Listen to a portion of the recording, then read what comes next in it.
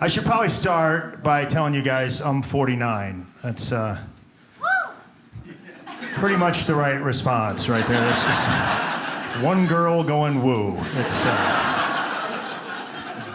not an impressive age. I'm not married. My friends are all married. One of them called me up the other day, goes, "Hey man, you want to hear something pathetic?" I was like, "Yeah, sure." He goes, "Right now I'm sitting on the couch with my wife watching a movie on Lifetime for women television." I was like, "That's pathetic. I'm watching the same movie."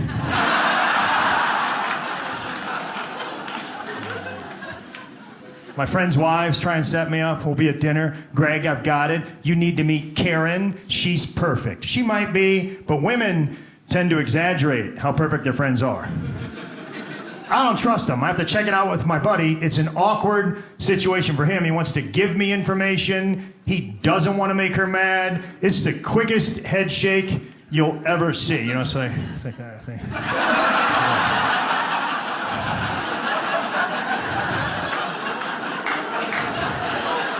it's like an owl. It's like, "Hey buddy, if you saw it, great. If you didn't, you're on your own. I'm not going down for you."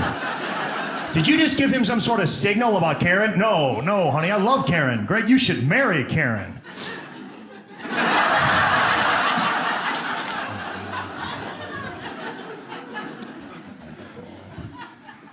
I found out yesterday I've been spelling the word separate wrong for about 30 years. That's disappointing right there. That's probably cost me some opportunities along the way. There's probably a job application just sitting out there somewhere. We're going to keep this one separate from all the other applications.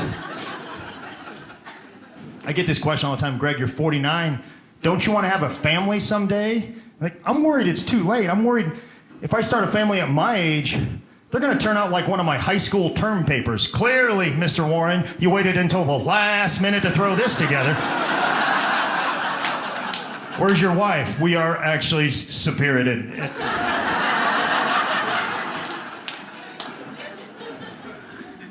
I don't know if I want to have kids, you know. I've seen them. I'm not that impressed. I mean, my friends are like, "Greg, when they're your kids, it's different." Yeah, I would imagine it's worse. My friends' kids, like, they're getting older. My friends have, like, my buddy has a daughter. She's 23. He's really proud of her. He showed me a picture. He's like, "Hey, what do you think of that?" I was like, I'm not sure you want to hear what I think of that. I mean, what is this, a sting operation? You don't know what to say in that situation. Here's the best thing you can say. You say, "Wow, she's a real heartbreaker." Yeah. They like that. "Yeah, she's a heartbreaker. She'll break your heart, heartbreaker." Like it's a compliment. Like, basically, what am I really saying? Your daughter is going to ruin some kid's life someday. Yep, that's how we raised her. She's a life ruiner. Her mother was a life ruiner. I can vouch for that. Her mother's mother ruined several lives, actually. One of my friends has a son that plays high school football, and I went to watch him play, and I was walking down to my seat, and I fell down the bleachers. All of them. I hit them all. Aluminum is a loud metal. It echoes. It sounded like five guys were falling, and I'm a faller. I am, like, I fall. I fell down the bleachers when I was in high school. When that happened, people were like, "Aha, look at Warren." This time people were like, "I think that 49-year-old guy might be dead." It got quiet. The team started praying. This happened yesterday. I put on my workout clothes and I did not work out. That's basically playing dress up. I might as well have put a cowboy outfit on because I didn't do any cowboy stuff either. This is what I did for a workout a couple weeks ago. I walked. I used to run. Now I walk. At some point, I guess I'm going to stand. "What'd you do at the gym today, Greg?" "I stood for 30 minutes. It was tough. I shifted every 4, so I'm tired. I'm probably going to have to lean tomorrow." I never realized I walked that frequently until I left my house. My neighbor goes, "Hey, Greg, are you going for your walk?" He called it my walk, like I was 86. No, Rich, I'm not going for my walk, okay? I didn't just take my pills either, and I'm not getting ready to watch my stories.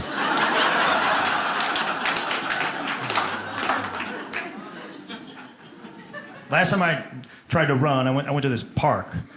I thought I was going to go on like a 4-mile loop. I thought I would start here, I would go around, I would finish at the same place. I got about 5 miles out, and it was not looping. Like, I had to turn around and come back. They had these emergency call boxes every quarter of a mile. I wanted to call one. Emergency call box, what's your emergency? I'm tired. I thought that it was a loop. Can you guys come pick me up? Sir, this is for emergencies only. Do you have an emergency? Yeah, I'm thirsty. I should have said that first. Can you guys bring some Gatorade when you pick me up? Like orange? I would prefer orange if you could. I used to run, really. I ran cross country in high school. That's not what I would call a fun sport at all. Here's what you do. Run. That's it. We had a coach, I don't know why. His job every day was basically to say, go. They knew that it wasn't a good sport because they came up with a fake name for it. They called it cross country. It should have been called running. They were hoping people would be like, oh, cross country. That sounds like we'll be going places. You're not going anywhere. You're going to a park about a mile from your high school. You're just going to run around that park for about 4 months. And you know how you're going to get to the park? Run. You're going to run there. There's nothing more depressing than having to run somewhere so you can run. Oh, I'm really glad we're done running. Now we can run. You're not going to cross the country. It's 2,800 miles to cross this country. Now, here's the thing. You're going to run all 2,800 miles, but it's going to be in that park over and over and over. There's blades of grass you'll become familiar with. Hey, Luther, how you doing there? Nice to see you. It's just running. It's running. They try to make it like there's other stuff. They make a big deal out of stretching. Stretching's real important, guys. You don't stretch, you could get hurt. How? Hurt enough where I don't have to run? I'm starting to see an angle here. Greg, we're doing the hurdler stretch. I can't hurdle. If I could hurdle, I'd hurdle that fence right there and you would never see me ever again. I can't even walk. I got plantar fasciitis. You know what that is? It's when your foot hurts, basically. I know I'm throwing a lot of medical terminology out there. Footus hurtus, I think, is the science term. I can't fix it. I've been to like 5 doctors. The first guy told me I was supposed to, he's supposed to massage my foot. He said 5 times a day I'm supposed to roll my foot over golf balls, tennis balls, baseballs, softballs, all the sports that you can't play because your foot hurts. The next guy told me I was supposed to stretch out my calf. Now, the way you do that is you put your foot up on a curb and you just lean forward for like a minute and a half. Now, curbs are in streets, so you're just standing in the middle of the street like an idiot. This old lady walks up. She goes, "Are you okay? You're having an episode, aren't you?" "No, I'm not having an episode." "What's wrong?" "It's plantar fasciitis." "What's that?" Her husband's like, "He's a vagrant, Muriel. He just wants money." "My foot hurt. Get a job, hippie."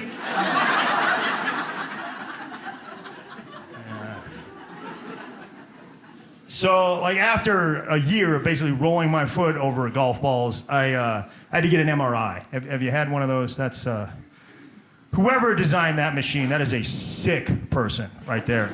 This is how I think the meeting went. They were in a room and they're like, "All right, we got this new machine here, and well, it's the people that are going to be using it are going to be injured." So they're going to be nervous. And we're also going to be claustrophobic because we are shoving them in a tube. So the way that we should put them at ease is to make it sound like they're being riddled with machine gun fire. You're in there. It's like,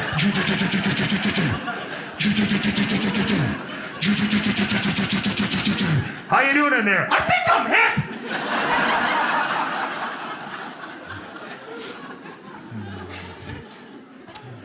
I'm a mess. 49, I'm a mess already. I'm allergic to cats. Yeah, I know. What a weak man. I can't be around your cat. If you got a cat, like, I'm not going to your house, so quit asking, okay? "Come stay with us." "No, you guys got a cat." No. We got a room, and the cat doesn't go in the room." Okay, first of all, He does, all right? You guys, you're not that vigilant about those rooms. Just because every now and then you're like, hey, you get out of there. That's not how allergies work, all right? Even if you do have a room, that doesn't sound like a lot of fun. I'm just gonna go to your house and sit in a room like by myself. What's going on out there? I can't hear what you guys are doing. It sounds like you're having fun outside the room. Every time you slide the Monopoly board under the door, the pieces fall off.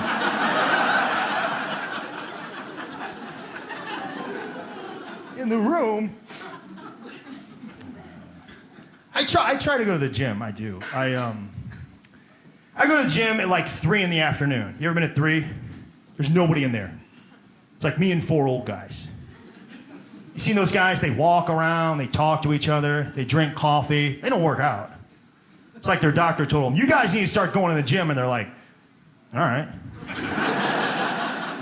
It's like they moved the meeting from Burger King over to the gym. And I've noticed this, old guys will flip out if your shoes are untied. Oh, your shoes are untied there, fella, tie your shoes. Oh, thanks, man, I'll get him. He says, oh, tie them now. Save yourself, son. I don't know what happened, but a long time ago, a bunch of people must have died from tripping over their shoelaces. It was worse than smallpox. We darn near lost everyone. How did you survive? Oh, I was wearing loafers.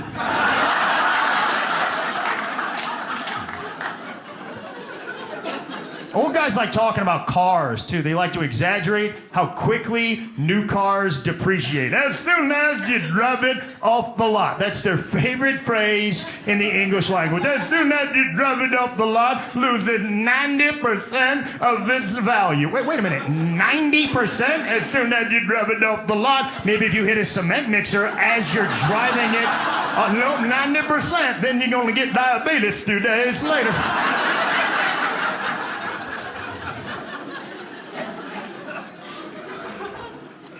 These guys are always, they all have grandchildren. They're always bragging about their grandchildren. And that's fine, you know. But they lie about, they lie. I mean, and I go along with it, but sometimes it's like, my grandson invented eggs. No, he didn't.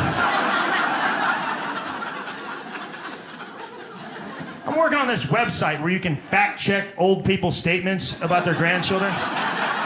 I think it's going to be fun. My grandson volunteers at Children's Hospital 3 days a week. Now, it says here he does community service at Children's Hospital 3 days a week. Apparently, he stole a van, so.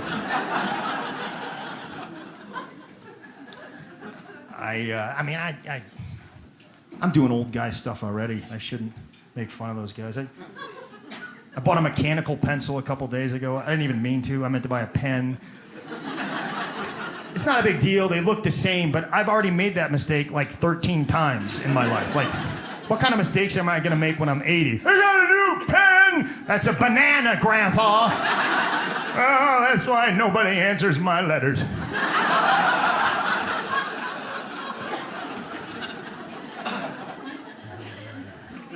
My uncle's old. I took him to eat. You go to a restaurant, get the menu. You know, you get a menu at the top of every page. There's a heading, tells you what's on that page. He orders the heading. I'll have the steak and pork. You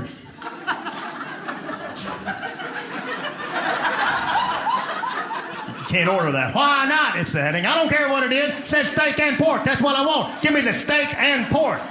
What do you want to drink? Assorted beverages. He hates Walmart, too. He's always complaining about Walmart. Like, Walmart, they're putting everybody out of business. No, they're not. Yes, they are. They put my friend Clem out of business. Your friend Clem owned a top hat store. John Wilkes Booth put him out of business.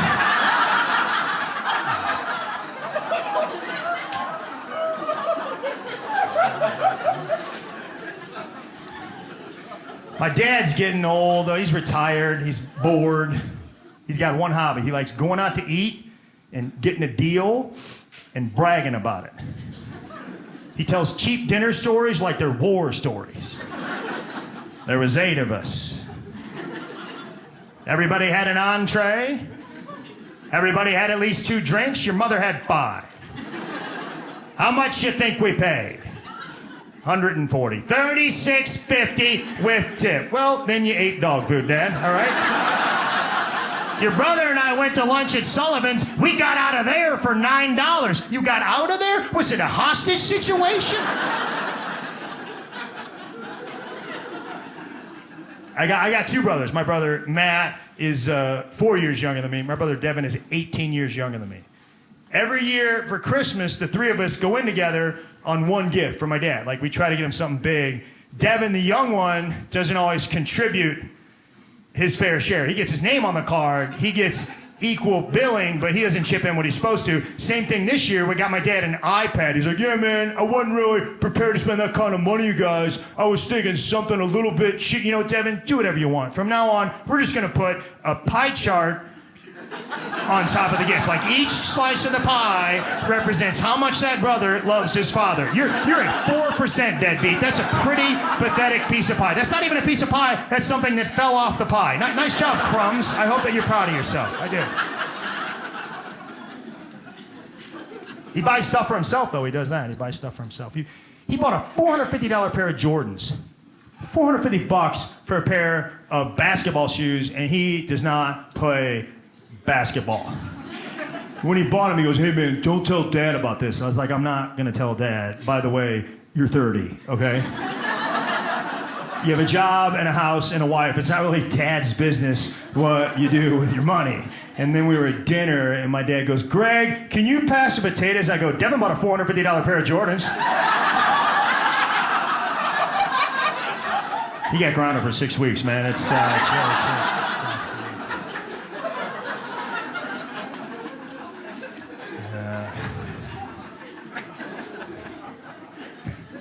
I got a cauliflower ear. I don't know if you guys saw that. Yeah, it's from wrestling. I was a wrestler. So, I mean, most people don't know what it is, especially old people at the grocery store. They point at it. They stare at it. They talk about it right next to me because they just assume that I can't hear out of that ear. The fellow there's got a rutabaga coming out the side of his head. Sir, it's actually called a head. Nobody was talking to you, rutabaga head.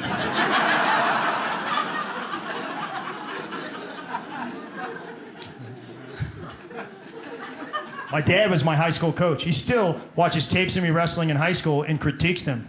I'm 49. What are you doing this match? Look at you. You're just laying there like a dead animal. What was wrong with you? I don't remember, Dad. I quit wrestling 26 years ago. You quit wrestling in the middle of this match. That's when you quit wrestling. Yeah, I'm 49. My buddy called me up. He goes, hey, man, why don't you just meet some young chick and be her sugar daddy? Because I don't have any sugar, okay? I don't think I could be a splendid daddy, to be real honest with you.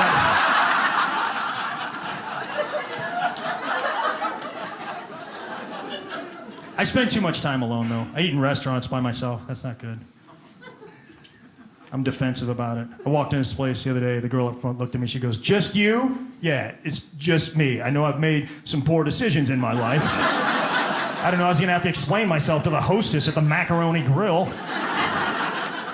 Then they try to make small talk with you when you're walking over the table. So, what brought you in today? Food, mostly. I heard that you guys had it. I wanted to eat it. If you eat by yourself, they always want to put you at the bar. Every time you walk up there, party one. Oh, you want to eat at the bar? No, I don't. I know what you're saying. Oh, 49-year-old man, all by yourself. Probably got a little bit of a drinking problem, don't you, sir? Don't worry, we got a place for you right in there. Bunch of drunks and losers, just like you. You'll love it. You don't belong in there. That's for families. Decent people. You're not going to like it. Maybe you'll meet somebody in there. The two of you will hit it off, go out, clean up your lives, come back, then we'll put you over there. But for right now, get in there with all the animals. That's where you belong. If you eat by yourself, you can't go to the bathroom. You have to hold it the entire meal because there's nobody to tell them that you're still working on your food. I went to the bathroom the other day. I came back. There's a family of 5 sitting at my table. I go, hey, man, where's my food? The guy's like, I thought you were done. I had 1 bite.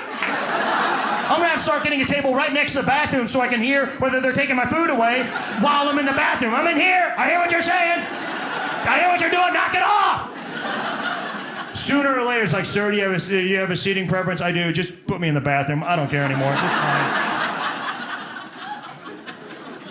When I go to the restaurant, I just want to eat. I don't want to talk to the waiter. I don't want him to teach me why his restaurant is special. So, have you ever eaten here before? No, but I bet I can figure it out, coach. Let me guess, the thing in your hand is a menu. I point to an item, you make it, I eat it. Maybe I'm wrong. Maybe here, every 15 minutes an orangutan drives a riding mower full of food through the restaurant, and I gotta throw a ping pong ball at the item that I want. But if that's the case, I don't want to eat here in the first place. Have you been in the restaurant when they're training somebody new? It's just creepy. They got that one girl lurking behind the other girl. She doesn't even talk. She's like, next time I eat, I'm going to bring my friend Mike. I'm going to sit him across to me. The waiter's going to be like, can I help you, sir? Nope, that's my friend Mike. He's just going to be watching me tonight. He's training to eat here in a couple of weeks, actually. They don't like it when you switch tables. Hey, Megan, the sun's in my eyes. Can I move to that table right there? That's Jennifer's section. Okay, how about if you wait on me in Jennifer's section? That's impossible. Impossible? Really, Megan? We're not talking about North Vietnam and South Vietnam. We're talking about areas of a Ruby Tuesday that are separated by a line that an 18-year-old made with a magic marker on a dry erase board. With a little bit of courage, we can cross that line together, Megan. They're so serious about those sections. Half the time, I'm the only one in the restaurant. I walk up there, party of one. Hold on. She looks down at that schematic for like 15 minutes. Look, MacArthur, it's not a battlefield, all right? You pick a table, and I'll sit at it. I don't know whose turn it is. It's my turn. I'm the only one here. Just turn around and spit, and whatever table you hit, I'll sit at the one next to it, okay? I walked in this place the other day. I go, can I sit there? The guy goes, that section's closed. Really? Half your restaurant's closed? Let me guess. The reason you're able to close off half your restaurant is you don't have any customers. So you're not really in a position to tell me where I can or cannot sit. Matter of fact, I do want to sit in that section. I want to take all the tables and chairs that nobody's using, and I want to build a fort, okay?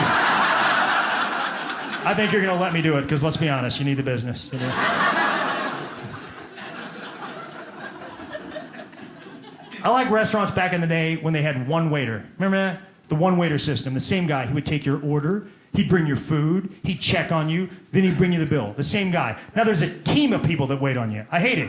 Guy takes your order. You never see him again. You're like, where's Chuck? Chuck, he doesn't work here anymore. No. I don't like the whole hostess stand situation, you know? Half the time you walk over, there's just like a sign. Please wait, hostess will seat you. She will, unless she's smoking behind the building with their friends. Then nobody's gonna seat me. I'm just gonna stand up here like a loser, a lonely 49-year-old loser. The waitress won't seat me. She'll walk by and be like, oh, the hostess will be right with you. Really? Can't you just seat me? I don't mean to devalue the specialized training that you receive here at Bootleggers, but certainly you're qualified to carry menus 9 feet. I know you can do it. Oh, no, that's a completely different set of skills. That would be like a crane operator trying a murder case. I couldn't possibly.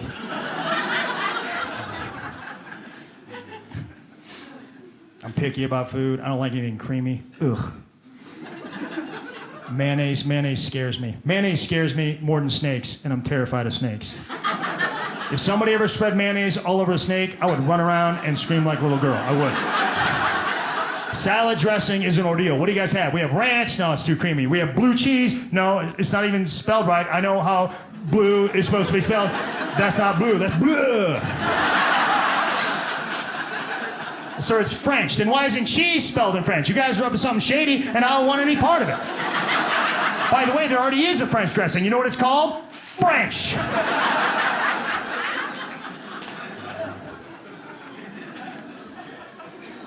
Yeah, you guys are great. I live in St. Louis. That's where I'm from, St. Louis, Missouri. And yeah, thank you. I lived all over, though. I lived in New York City most recently. Anybody spend any time there? Yeah, it's great, isn't it? It's different. Here's New York, if you haven't been. Here's New York. I got some luggage when I was there. I got one of those roller bags that you pull behind you, and the handle broke off. So I had to pick it up, and I had to carry it. And I was walking through the city, and I passed this guy, and he goes, hey, it's got wheels. You don't have to carry it. He thought I was that dumb, and he was that smart. Like, in his head, he was like, I see things that other people don't see. I have a gift. I got to share the gift. He said that. He said, it's got wheels. I said, thanks, man. I didn't know what those things were for. This is going to make riding my bicycle a lot easier.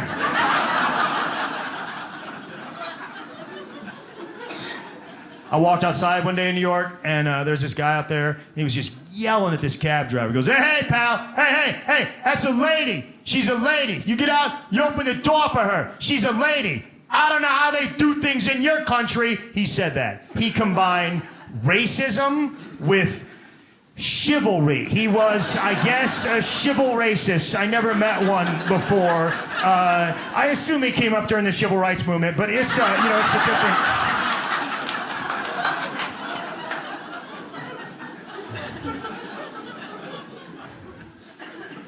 My neighbors in New York were Muslim, and I learned a lot about their culture. I learned this: Muslim women are not supposed to make eye contact with unfamiliar men. So like my neighbor, when we would pass in the hallway, she wouldn't look at me. But I mean, she really wouldn't look at me. Like, she gave it a little bit of extra effort. I think it was her way of saying, hey, even if I wasn't Muslim, I wouldn't look at you.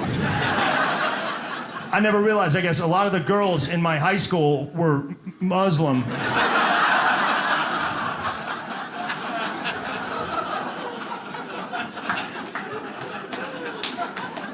Eating in restaurants in New York is different because the restaurants are small. Everybody's like squished together. If you're eating by yourself, you're not. Like, I was in this place, there's these two women at a table like right next to me. Like it looked like we all came together, but they're just not talking to me. It looked like beforehand they told me to just sit there and shut up. Don't even look at us. Just shut your mouth and eat. And one of the women was sharing some very personal information with her friend right there. I heard it all. Let me just tell you guys, she has some problems, okay? And her friend said, Megan, thank you. Thank you for trusting me with this information. I'm like, she trusted me with this information? And I don't know the crazy woman, and we can see how trustworthy I am. I'm telling you guys about it. I'm not to be trusted. Like, too much stuff is done in public, man. I was at a Starbucks. Somebody was conducting a job interview next to me at Starbucks. And it was not for a position at Starbucks. If you're going to do that there, I think I have the right to participate in that interview, right? Good questions, Carl. I'll take it from here. Mike, how do you feel about working for a company that cannot afford a real office? Is that going to be a problem? I was in this Starbucks in New York, and there was this guy in front of me, and he had a man bun, right? Are you familiar with this haircut? It's not my favorite haircut. I mean, I don't really even care for the woman bun, but it's fine. Like, it's his head. He can do what he wants with it, I'm saying. But he was being a jerk. He was complaining really loud that the girl at Starbucks wrote Carmen on his cup, and his name was Cameron. I was like, dude, you have a man bun, all right? You're lucky she didn't write Jennifer on that glass. Let's be honest, okay?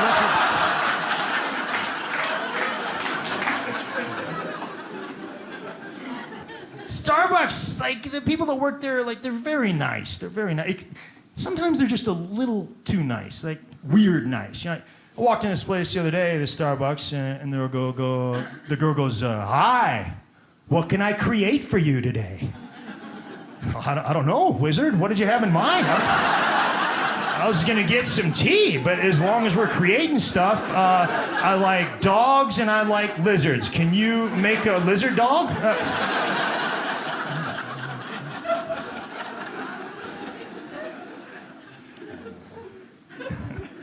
I was in this Starbucks and I saw a woman and she had a sweatshirt on and big block letters it said Zumba instructor, which, you know, I think is unnecessary. I mean, I think she was bragging, really. I don't, are women at Zumba class confused as to who they're supposed to be following in Zumba class? They're like, I wonder who I'm supposed to be following. Maybe it's that one woman facing the rest of us, shouting instructions into the Janet Jackson Rhythm Nation headset. But it could be Marge that is throwing up right next to me. I'm gonna go with Marge. What should we do, Marge? Hyperventilate into a paper bag? Okay. Somebody should print up some shirts. This is really confusing. So I was talking about New York. It's just a different place, man. I was walking on the sidewalk one day in my neighborhood, just walking, and I passed this guy and he goes, yo, brother, you wanna buy some steaks?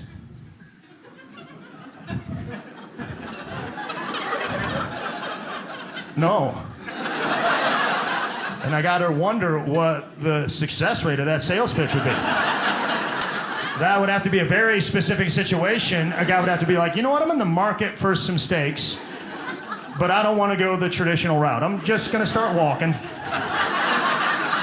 See if anybody offers me some steaks.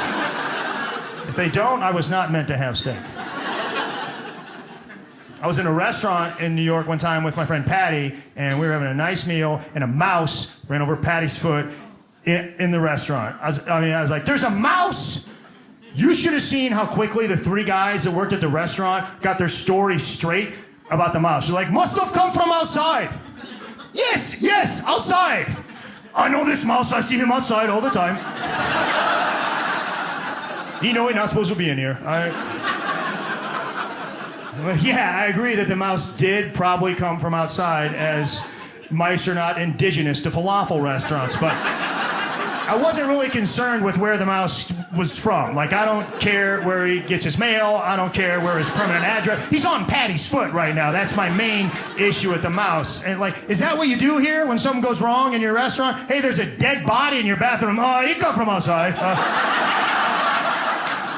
This man was not born in the bathroom, live his entire life in the bathroom, then die in the bathroom. Do not worry about this man. He come from outside. I think he know the mouse.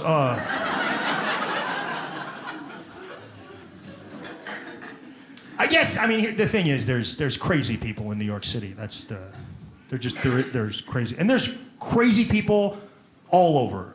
There's crazy people here, okay? But usually, you're in a car, and they're not. Think about it. Usually, it's just like, oh, they roll the window up, no more crazy. You don't. If you're next to a crazy person here, I mean, that's your fault. You married them or whatever, like, that's just, you can't. In New York, you have no choice. They're on the subway, you ride the subway, you're next to the subway is a mental institution. It is. I mean, it takes people places, but that is its secondary purpose. It is. I was on the subway one day, and this lady just walked on the subway. She started singing, all I want for Christmas is a fish sandwich.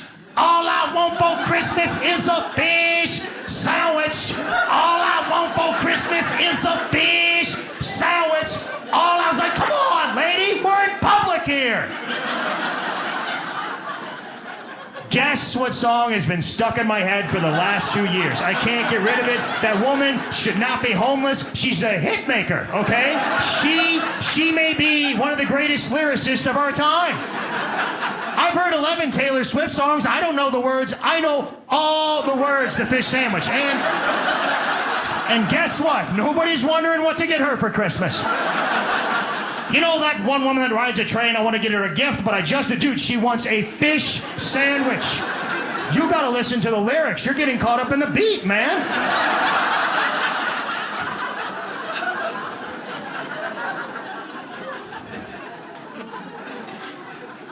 Six of you are gonna wake up tomorrow morning. You're gonna be in the shower. Be like, I hate Greg Warren. I hate him.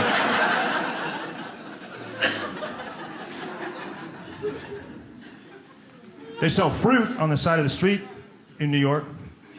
They have these fruit wagons. I don't know, fruit carts. Fruit wagon doesn't sound right. That doesn't. Fruit wagon sounds like something the mean kid would say in an 80s movie. Like, what are you looking at, fruit wagon?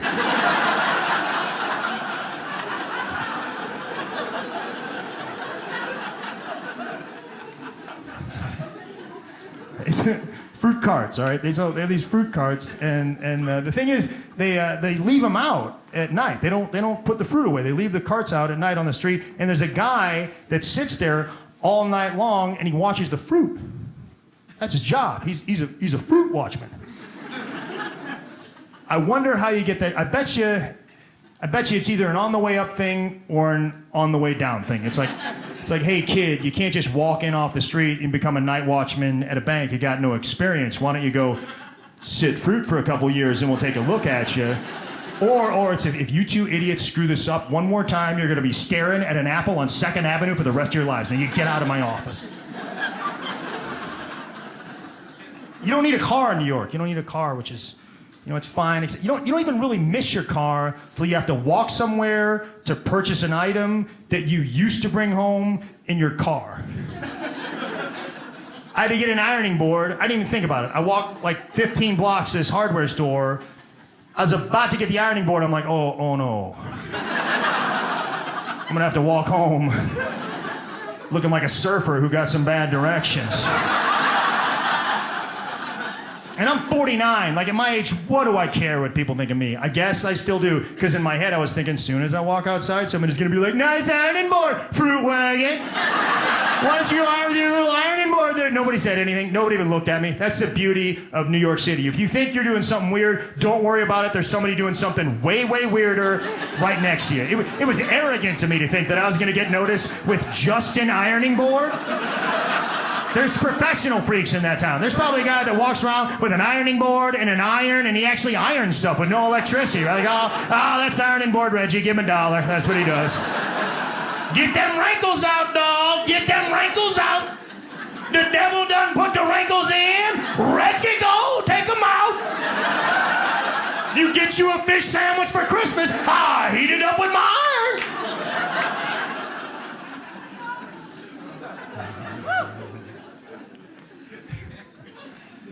Yeah. I wish I had some advice for you guys. I got nothing. Here's the best I got, okay? Number one, you go to the restaurant, the waitress pronounces the L in salmon. It's not gonna be a good meal, okay? How would you like your salmon prepared? Not here, I can assure you that. Let me have a look at the tilapia. This is my other piece of advice, and this is important, okay? This is important for everybody in here. This is the most important thing I'm gonna tell you, okay? Somebody in your life is gonna be mean to you in the next 48 hours. That is the way the world works. It's Utah, so it could be 96 hours, but usually when somebody's mean to you, your first reaction is be mean right back at them. It doesn't work, it's not effective, okay? Here's what you do next time. Act stupid. Stupid frustrates people, it does, all right? If you're already stupid, you just be yourself. Like, it's gonna happen, you're gonna know, all right? I did this, I was at the airport and it was foggy. And I guess the pilots couldn't see through the fog, so no flights were taken off because of the fog. After about an hour, I went up to the gate attendant, I said, hey, I was just wondering, what time do you think the flight might take off? She goes, it says 4 o'clock on the monitor. I was like, yeah, all right, but what time do you think the flight might take off? She goes, it says 4 o'clock on the monitor. I was like, yeah, but it also said 1, then 1:30, then 2, then 2:30. The monitor is an habitual liar, okay? She goes, it says 4 o'clock on the monitor. I was like, yeah, all right. I go, can I ask you a question? She goes, yeah. I go, is it true that this whole airport is shut down because of a frog?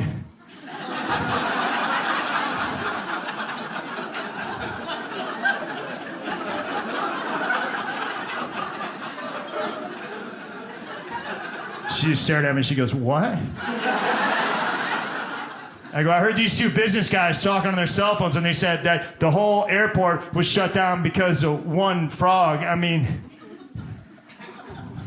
can't you guys just move the frog?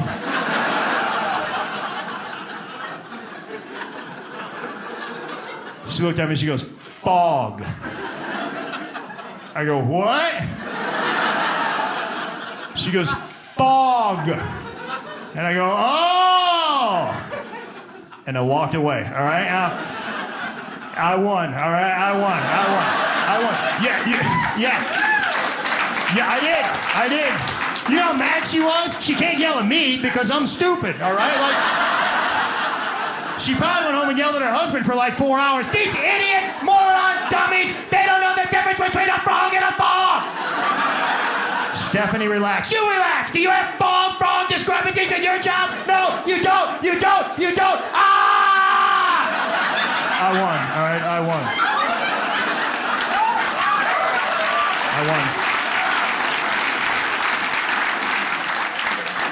If you guys don't know how to act stupid, it's easy. You just hold your mouth open a little bit. You look around a lot.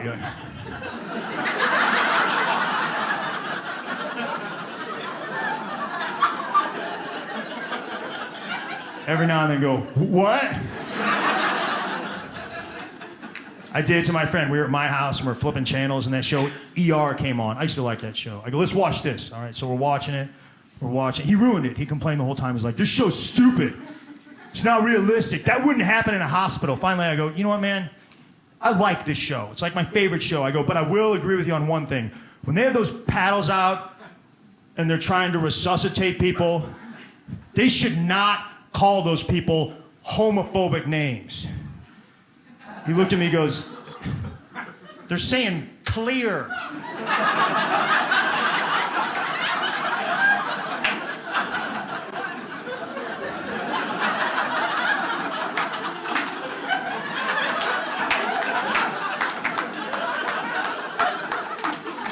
What?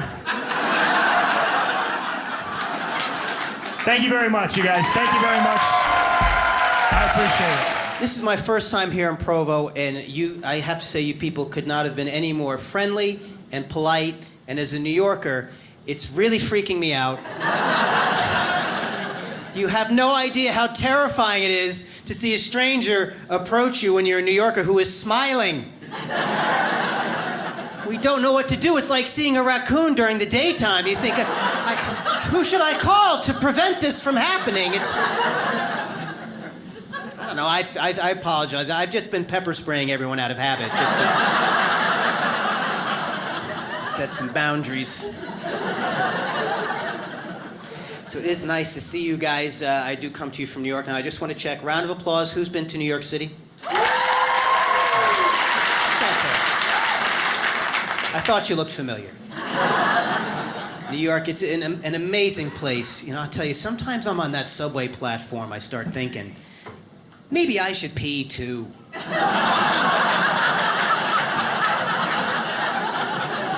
It doesn't smell like anyone else is holding it in here.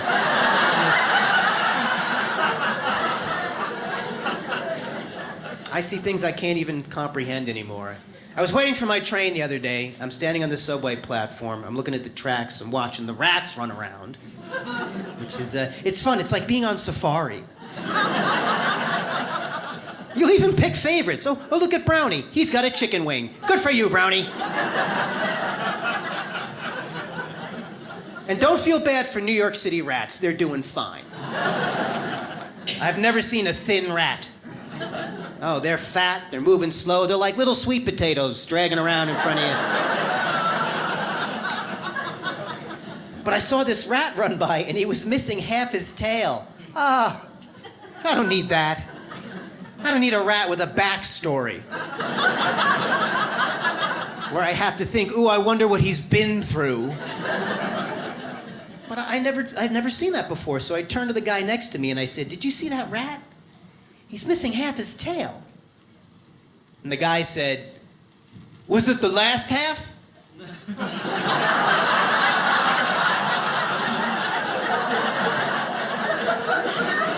Yeah, of course it was the last half. You can't have rat, no tail, then tail again. It doesn't make any sense. No one's ever missing the middle part. Once it's gone, it's gone. You don't see a guy with no arm and a hand hanging out on the side. Like, hey. So we get right into the personal stuff. I'm a single guy. I'm single and I just turned 50, which means I'm ready to cut a deal. So, maybe you have a nutjob sister-in-law you're trying to shove off on someone. I'll take a look.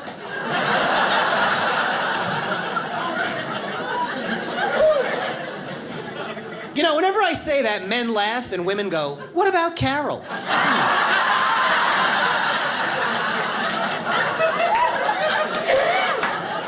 Every woman has a specific nutjob friend. They immediately think of a single guy. Carol's due for release in a few weeks. What's the range on her ankle monitor?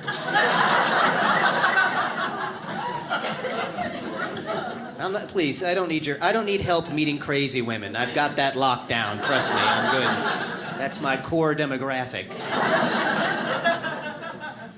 But it is. It's a strange age to be single. At age 50, I didn't think that was going to happen to me. And it's because dating is not designed for people my age. You don't hear a lot about single guys my age. And that's because we're gross. We're creepy. I don't want to hear about it either. I'd rather be up here talking to you about single women aged 25 to 30, but I can't do that. Because they blocked me on Instagram. They shut me down. They said...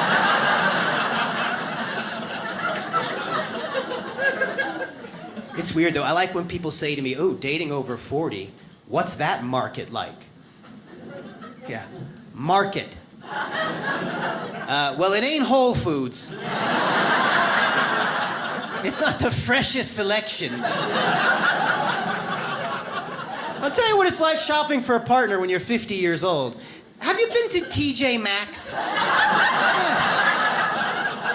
That's what it's like. Yeah, there's a selection, but it's a lot of last year's styles, a lot of odd sizes. And even if you bring something home, you won't know exactly what's wrong until you've had it on you a couple of times. You'll start looking for that receipt. This is irregular. This is very irregular.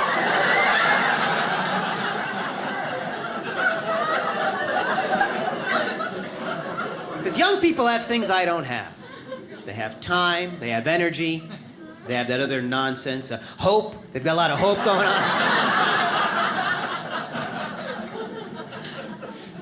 It's true, man. It is a strange situation to be in because I'm conserving my energy and I'm conserving my money, right? Because I don't do dinner dates anymore. Dinner? Why am I feeding you? I don't even know you. What am I, Meals on Wheels? This makes no sense. What? And women say, oh, you're cheap. And I say, it's not just that.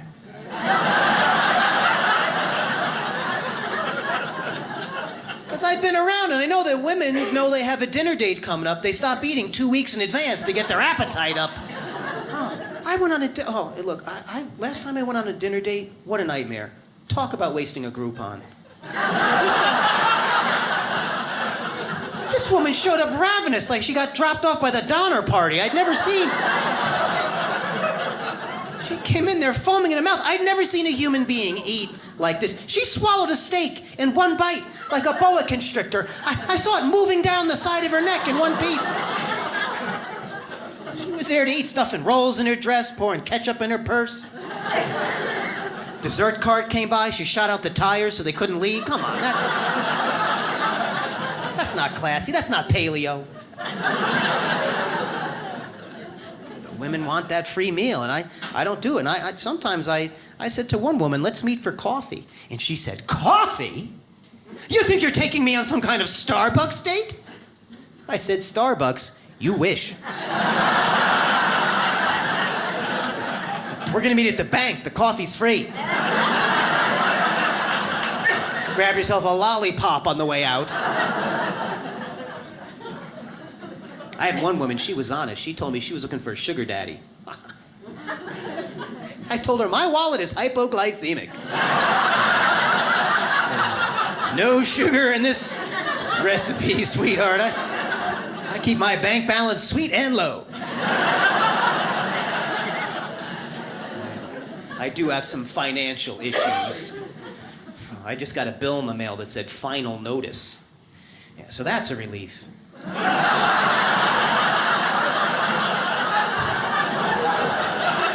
Took them long enough to get the hint. You can keep wasting postage all you want. I've moved on. Okay? So take that, public library.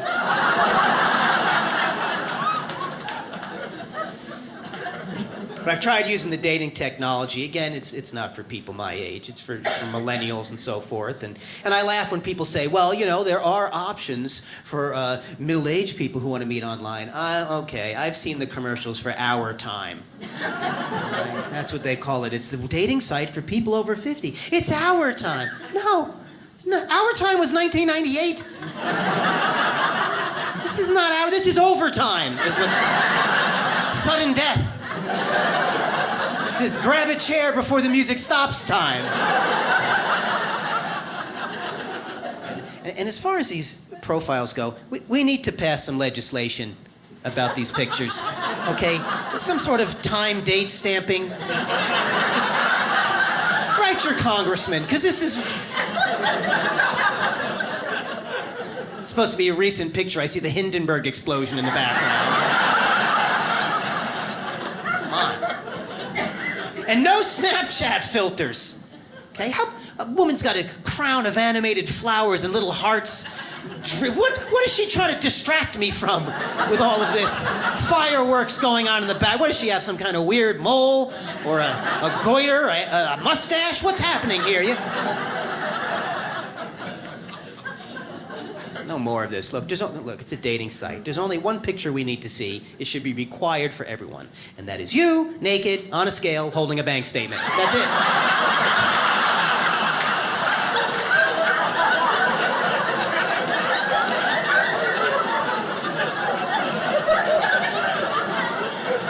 Because people are dishonest.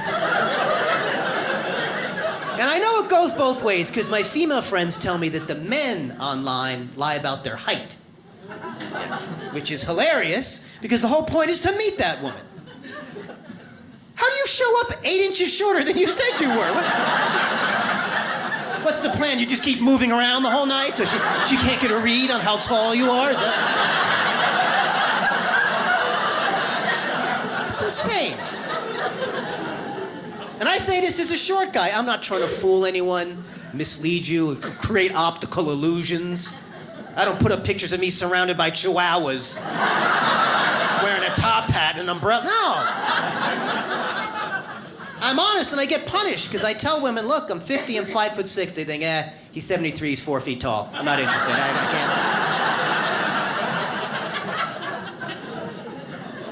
can't. But it is... It's tricky trying to find someone, especially, I'm getting older and strange things are happening to me. My body is betraying me. And that's what happens. You don't realize that when you're younger, if you have an injury, there was an incident. Something happened to cause this. You're 20, you're playing football. I twisted my knee. Gotta stop playing football. Then in your 40s, it's the injury comes back. The old football injury's in town again. Then you turn 50 and you think, I was watching someone play football. Now there's a bone sticking out of my thigh. I'm not sure. And you can't get help either. The doctors are useless. The doctors used to give me prescriptions and routines for things. Now I go in and I tell the doctor what's wrong and he repeats it back to me. And that's the end of the session. Trust me, if you're over 50, you come and you say, Doc, I think I hurt my elbow. He says, oh, yeah, you got a hurt elbow now. Well, thanks for the second opinion, I guess. I get injured in ways I can't even explain. I was running to catch a train. And I wasn't in a real hurry, so I was doing that weird, that weird run where one leg is running, but the other leg's just kind of hanging back a little bit. Like, I'm not in that much of a hurry. Come on, you're a team. Work together, legs.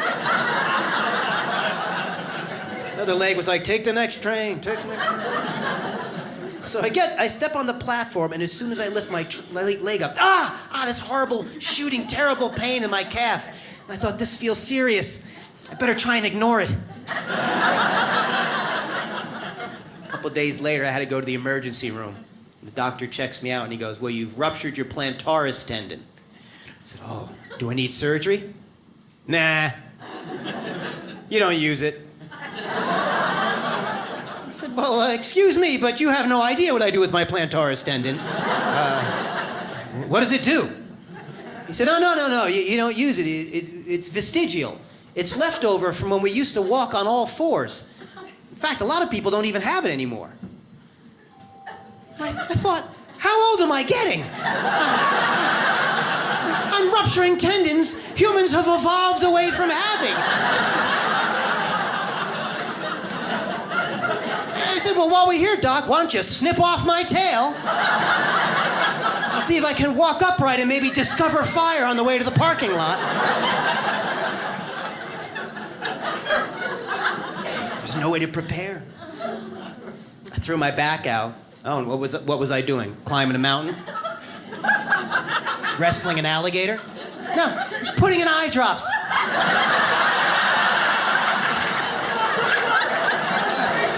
I didn't know I was living on the edge. Tempting fate. I leaned back too far and my spine snapped shut like a mousetrap. Visine in a death grip squirting all over my face. I thought, I can't move. Is this what the Plantaris does? Does it help you with this?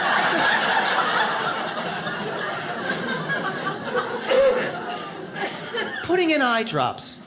Do you understand what this means?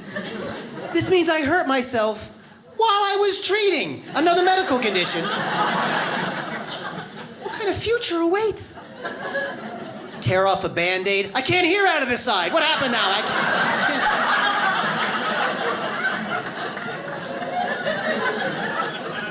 I'm trying to fight it. It's just... Even the good news. Someone said to me the other day, hey, you look pretty good for 50. It's barely a compliment.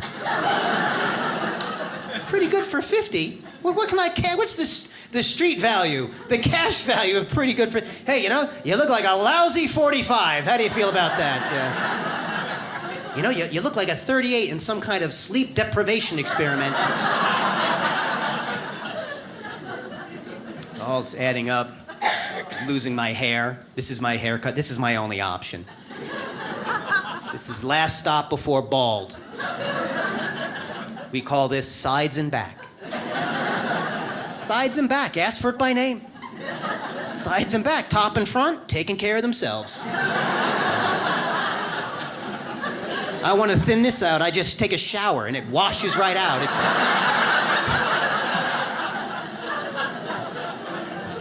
sides and back. My barber's been cutting my hair for 10 years. Every time I come in, he says the same thing. What are we doing this time? What do you think we're doing? Oh, I'd like to try a French braid. How about one dreadlock, like a Slim Jim coming off the top here? What kind of curveball am I going to throw? Sides and back. That's all there is to be done. It's my only option. And I used to have choices. Oh, I used to get a mohawk every summer. If I got a mohawk now, it'd look like a semicolon with a chunk missing. I even had long hair. Oh, my long hair. When I was in my 20s, I grew my hair down the middle of my back. Now it grows from the middle of my back. It's awful. I go to the beach, it's like My Little Pony's running around. It's terrifying.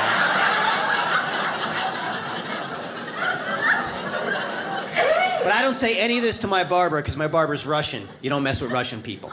No. Toughest people on earth. No sense of humor. You ever have a Russian person tell you a joke?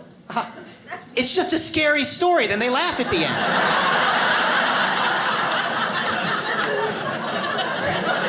They give you a punchline like, and in winter, grandma died.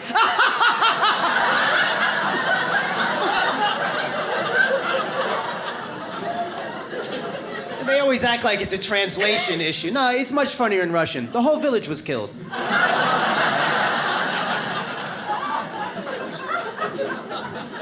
That's what happens. And I don't know what it is for women, but for men, the big moment, first time you get the electric ear and nose hair trimmer as a gift. As a gift. That means someone who loves you is saying, please, do something about that. You're walking around with that tarantula hanging out of your head. I can't even look at you, please.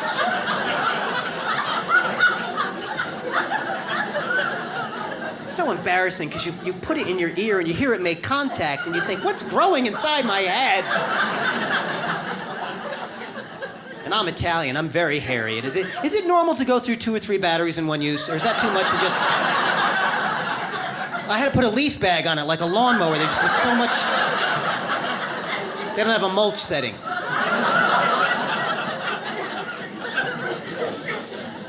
It is scary. Yeah, and I'm feeling it. I just went to visit my parents, and they're older than me.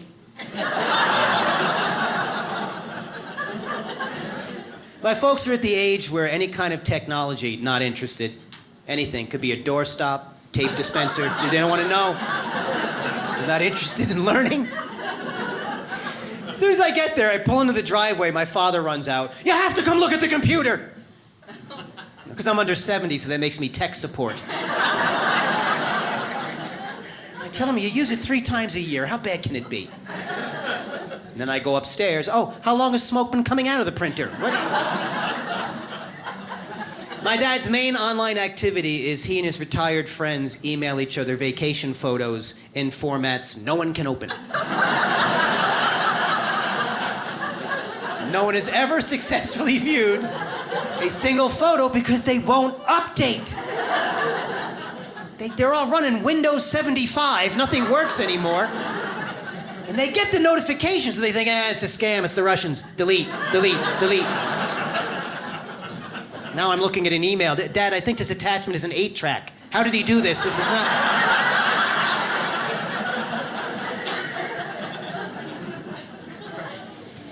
Yeah, he cracks me up. And I have to say, if you're a person who has parents who are senior citizens, next time you visit, have them drive you around a little bit. My father's lost all conception of consistent pressure on the gas pedal. I don't know if it's perhaps a torn plantaris. It could be a plantaris issue. Or... No more of this. What he does now is he floors it! And then he lets it all run out. And he floors it! His car looks like it's skipping down the street. I'm sitting next to him, my neck hurts. Getting seasick. We were on the highway. He slowed down so much, I thought he wanted me to get out. He's gonna leave me here on the median? But he still does the classic dad move, though, if the traffic stops short. The dad hand to the passenger eye, ear, nose, and throat area, just smacking you right in the face. Still doing it to his grown son. Because the windshield, the seatbelt, these things won't save me. But his scrawny, 75-year-old arm. Ah! Getting a little karate chop to the throat. It's not gonna work, and I'll tell you why. Because his reaction time is slow. It's a little off schedule. So whatever happened, he's not kicking in for quite a while, and then out of nowhere, hey, Dad, whoa! We're sitting on the couch. What are you doing? We're in home 15 minutes. He's like,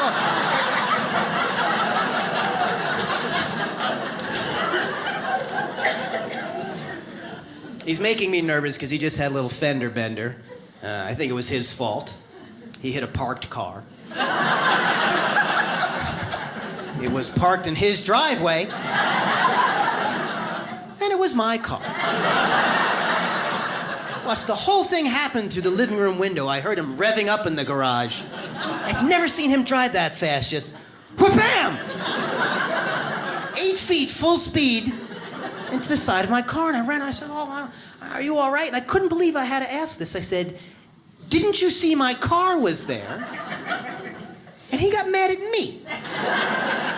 My father said, "Well, your car's not usually there when I back out." I said, "Hey, Dad, let's not drive from memory. The world is changing. It's changing all the time." And my mother's worse, because my mother's shrinking. That's what happens to Italian people as we get older. We just keep getting smaller and smaller. I saw it happen. My grandparents, they turned into little Italian salt and pepper shakers. You could hold them. It's like a Disney movie. So my mother is shrinking, and she drives looking through the steering wheel. Like she's holding a hula hoop in her hands.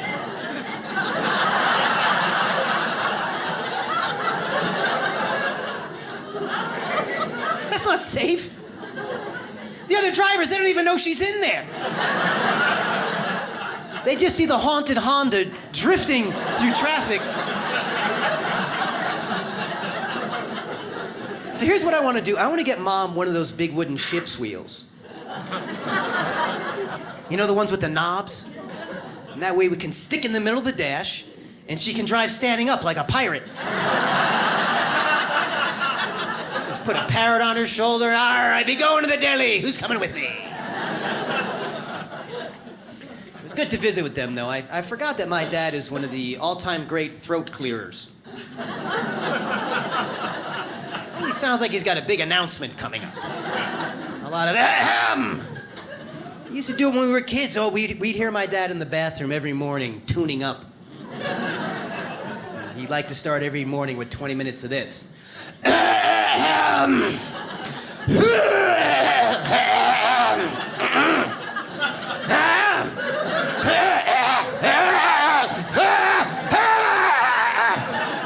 Like you could tell he couldn't get under it, so he had to come at it from different angles. Like,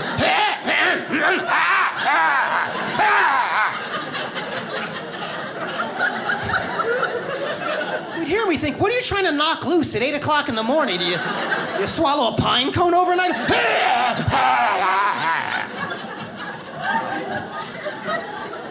My sister and I would laugh. My mother would yell at us, don't make fun of your father.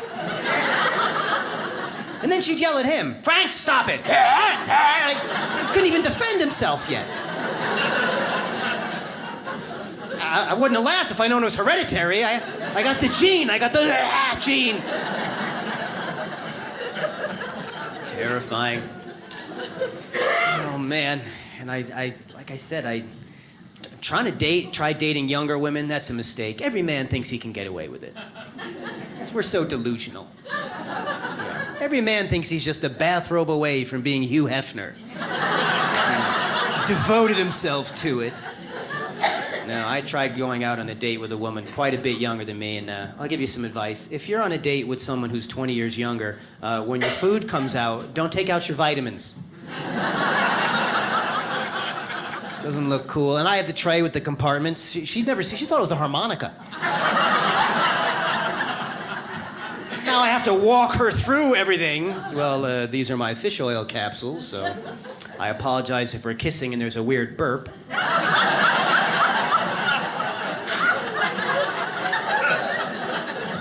This is my glucosamine chondroitin blend, which explains the crunching noise my knees made when we sat down.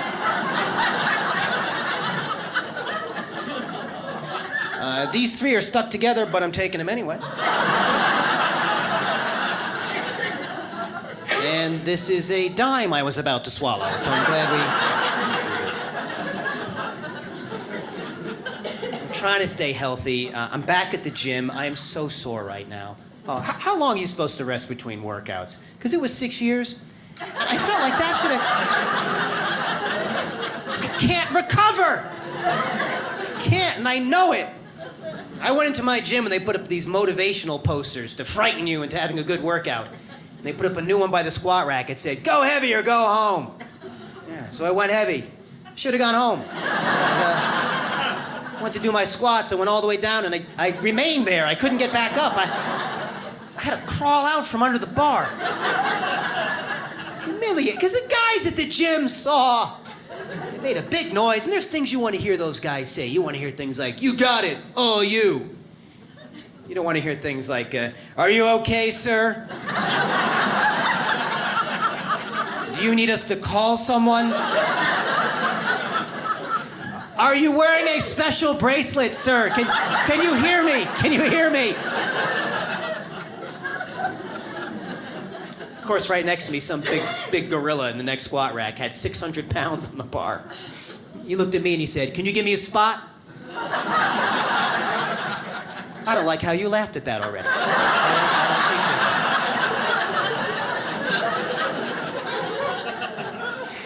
I told him, I said, I don't even think I could slow that down if something went wrong. I said, the best I can do is try and talk you out of it.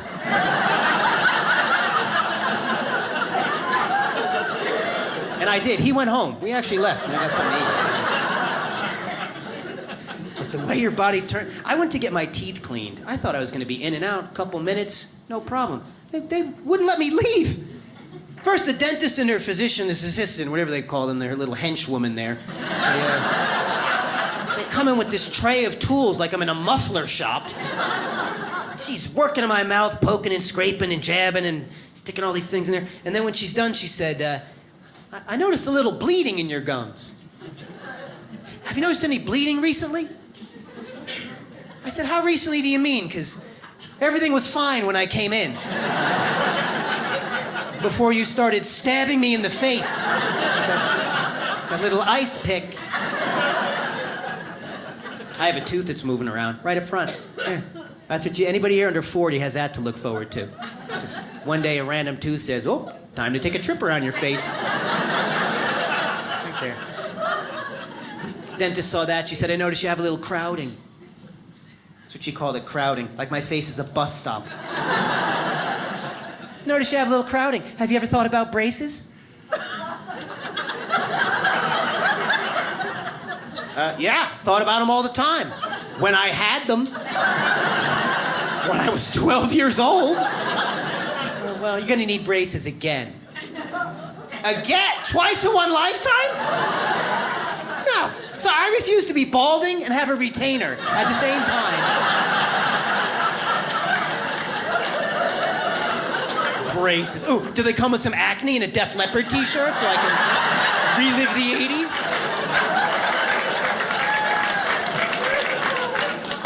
Her next question, I thought she was messing with me. Straight face, the dentist said, do you grind your teeth when you're asleep?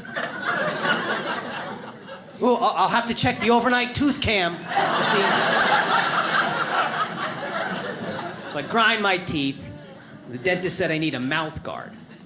If you don't know what a mouth guard is, for a mere $800, they'll make a custom-fit orthodontic device the size of a horseshoe, which I will cram into my face every evening to keep me from chewing on myself. And won't that be a hit with the ladies?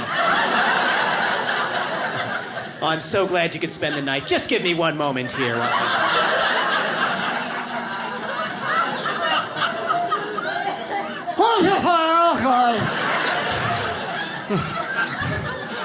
I don't know where this to keep on fighting myself.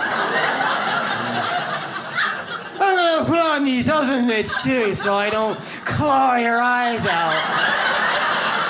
If I have a bad dream. Well, I'll see you at breakfast.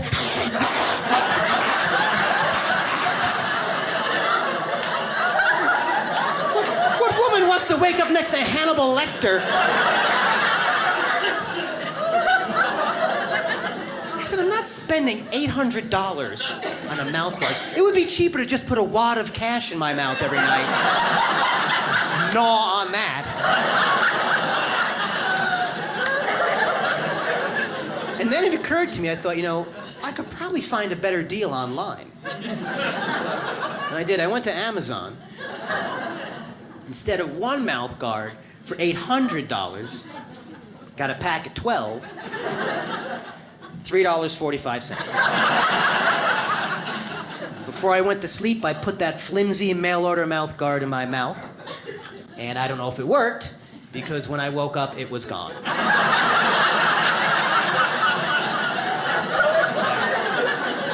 I don't know if I swallowed it. Maybe it's under the bed. I don't know, and I don't care. I got 11 more to go, baby. Ha ha.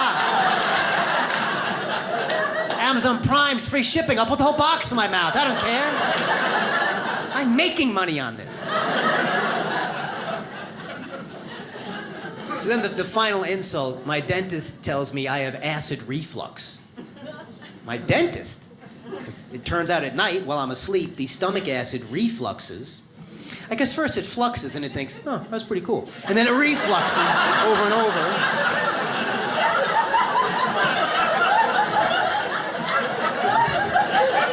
Thanks to the acid reflux, I'm eroding my teeth from in back.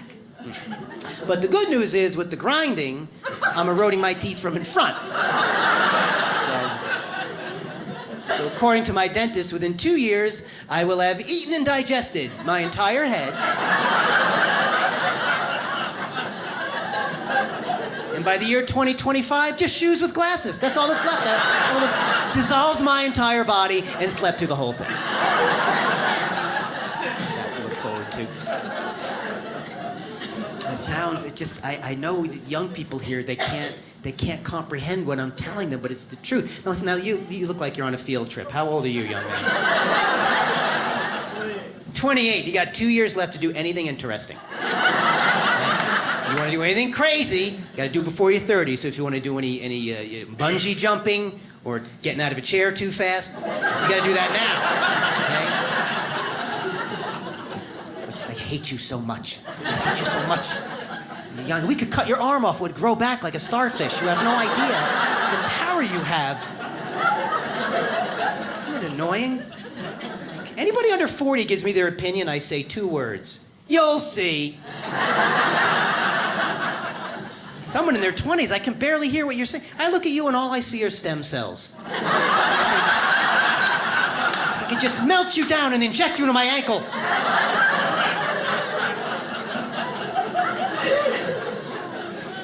Man. So I still get a lot of pressure from my family to settle down. I feel bad. My poor father took me aside. He said, you know, your mother and I really want grandkids. And I said, well, then you better get cracking.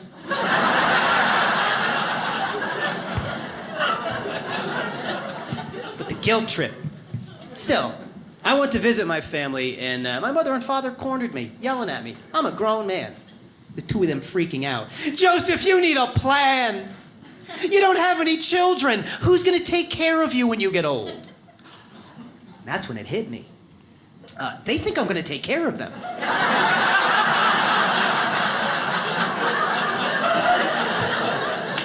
Oh, yeah. Well, now who needs a plan? Right?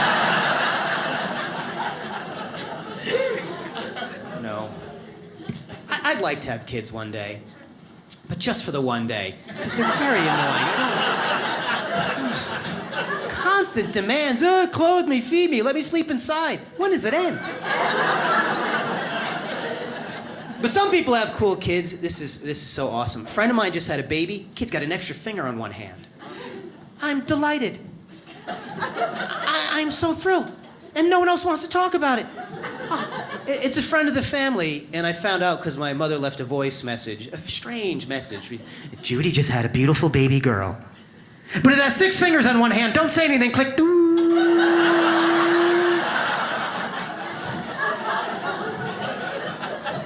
I called back and I said, well, the finger's on the kid's hand, right?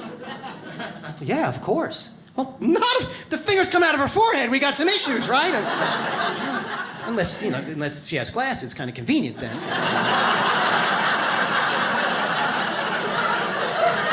See, I look on the bright side. No offense to any unicorn people out here, but on the hand, it's much better to have that extra finger. So I went to see the baby, and when I walked in, people took me aside, and they said, just don't draw any attention to the extra finger. And I said, yeah, that's the only reason I'm here. You think I just come see people's babies? What are you, crazy? I'm delighted. I say get that kid a guitar. Think about it. That could be the next Eddie Van Halen right there. It's extra. It's bonus. You've never heard that before. Dun, dun, dun, dun. You'll hear that and you think, well, we heard dun, dun, dun, dun before, but dun, dun, dun, dun, bow, that's a whole new sound. That's a hit record right there. Dun, dun, dun, bow, bow. Keep in that. Bow, bow, bow, bow. So I took those parents aside, and I said, listen, don't listen to these other people, okay? No one's going to make fun of your kid. It's a blessing to have that beautiful, healthy, that little 6-fingered freaky baby there. That is a gift, okay? That is good luck, and I'll tell you why. Because that kid's going to win every argument that starts with, first of all.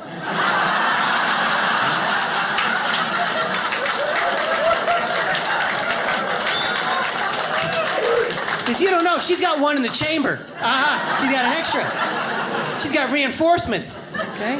So you'll make your big discussion and your argument and your points, you think you got all wrapped up, and then suddenly, out of nowhere, she hits you with, and in conclusion, I think you win again, 6-fingered baby. You guys have been a delight. My name is Joe DeVito. Thank you so much.